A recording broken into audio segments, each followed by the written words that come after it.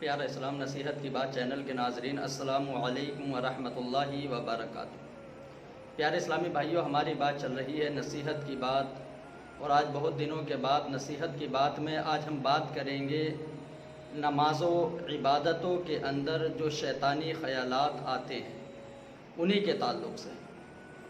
ایک بادشاہ کے دربار میں بہت سارے درباری اس بات پر بحث کر رہے تھے کہ جب بھی ہم اللہ کی عبادت کرتے ہیں، نماز پڑھتے ہیں، تو شیطانی خیالات ہمارے دل میں آنا شروع ہو جاتے ہیں۔ لیکن یہ بات جو تھا بادشاہ ماننے کے لیے تیار نہیں تھا۔ بادشاہ بولا ایسا ہو ہی نہیں سکتا کہ جب بندہ اللہ کے خوف سے اور عقل مند ہو انسان، اور جہنم اور جنت کا فرق جانتا ہو، پھر وہ نماز پڑھے تو اس کے دل میں شیطانی خیالات آئیں۔ لیکن درباری اسی بات پر ڈٹے ہوئے تھے کہ جی نہیں، شیطانی خیالات آتے ہیں۔ تو بادشاہ نے چاہا کہ اس کو عملی جامہ پہنانا چاہیے، یعنی پریکٹیکلی لوگوں کو سمجھانا چاہیے کس طریقے سے شیطانی خیالات نہیں آتے۔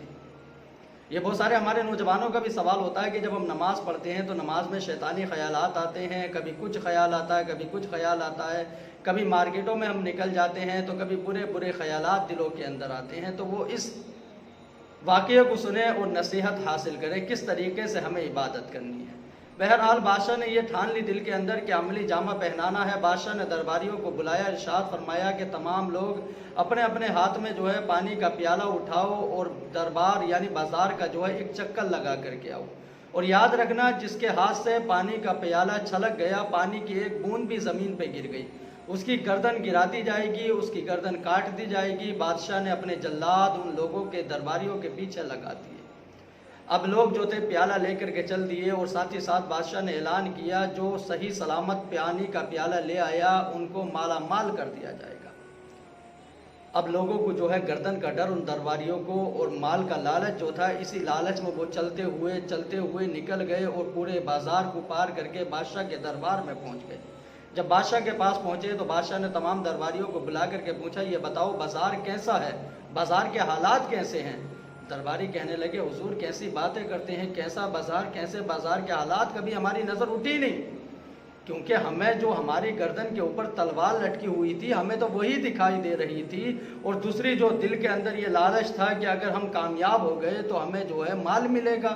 اسی لالچ کے اندر اور اسی ڈر کے اندر جو ہے یعنی ہمارا خیال تو صرف پیالے کے اوپر تھا، بازار کے اندر تو ہمارا خیال ہی نہیں تھا۔ تو بادشاہ پلٹ کر کے جواب دینے لگا اے نادانو، یہی حال ہمارا ہے۔ اگر بندے کے دل میں صرف اللہ کا خوف ہو اور جنت کا صرف خیال ہو کہ اگر ہماری عبادت صحیح ہے اللہ ہمیں جنت عطا فرمائے گا، تو قسم خدا کی اس کے دل میں جو ہے شیطانی خیالات آ ہی نہیں سکتے۔ یہی ہمارے نوجوانوں کا معاملہ ہے، جب عبادت کرنے کے لیے کھڑے ہوتے ہیں تو اللہ کے خوف سے کم کھڑے ہوتے ہیں، صرف یہ سوچ سے زیادہ کھڑے ہوتے ہیں کہ نماز سے فارغ ہو کر کے فلاں کام کرنا ہے، فلاں کام کرنا ہے۔ تو جب بھی ہم عبادت کریں تو عبادت سے پہلے جو ہمارے ضروری کام ہیں پہلے ان کو مکمل کر لیں، پھر اللہ کی عبادت کریں، تاکہ دل کے اندر ایسے خیالات ہمارے نہ آئیں، اور جب بھی ہم کھڑے ہوں تو اللہ کے خوف سے